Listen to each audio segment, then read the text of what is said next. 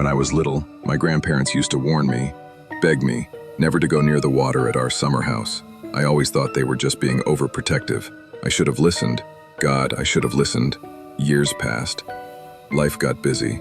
My boyfriend and I needed a break, so we decided to escape to that same lakeside cabin for a quiet weekend. The nostalgia made me smile. Everything looked exactly how I remembered, untouched, frozen in time. The first day was perfect. We lit a campfire, grilled food, and traded ghost stories under the stars. I laughed as I told him how my grandparents used to panic if I even looked at the lake alone. They probably saw something weird out there, he joked, smirking. No, they were just old and paranoid. You know how grandparents are, always thinking kids are going to drown, I said, rolling my eyes. We laughed it off and went to bed. But that night, I had a strange dream. Murky water, soft singing from beneath the surface, and a hand reaching up, covered in moss. I woke up uneasy but shook it off. The next morning, I felt oddly energized.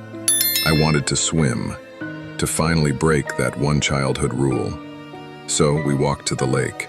The sun was shining, birds chirping. Everything seemed safe. But halfway there, a memory came flooding back.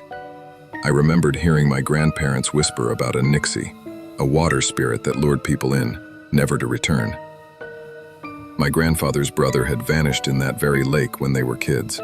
At a Remus deed, Beersavedy and Deald Heppels, this Cerulean was singing 1 second he was swimming, the next, gone, dragged under.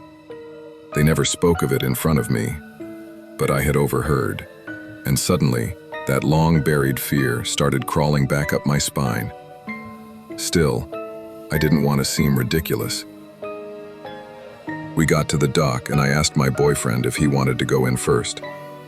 No way, it's freezing, he said. I teased him. Come on, be a man. He laughed and stripped down. We stood at the edge of the dock, peering into the unusually clear water. That's when I saw it. A massive dark shape glided beneath the surface, far too big for any fish in that lake. It vanished beneath the dock and didn't come out. My stomach twisted. Don't go in, I blurted. I don't trust this lake. He paused, turned to me. What? And then, silence.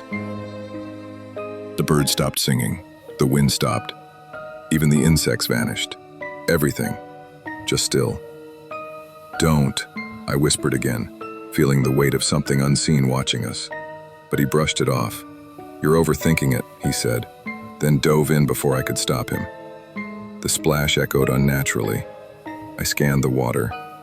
Between the reeds, I caught a glimpse. Something was watching.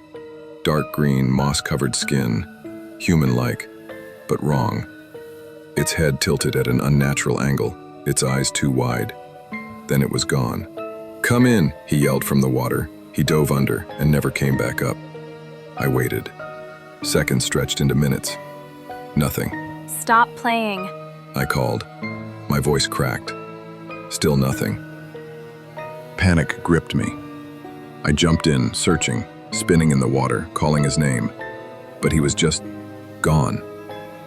No bubbles, no splashing, no trace. Eventually, I dragged myself out, shivering and alone. I screamed his name into the woods until my throat went raw. I called for help, but the divers found nothing. They never found anything. That was the last time I ever touched that lake. I wish this was a story with a clean ending, but it's not. I still dream about him. I still hear him calling from the water.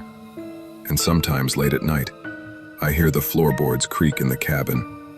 Wet footprints appear across the wood, leading from the lake to the bed.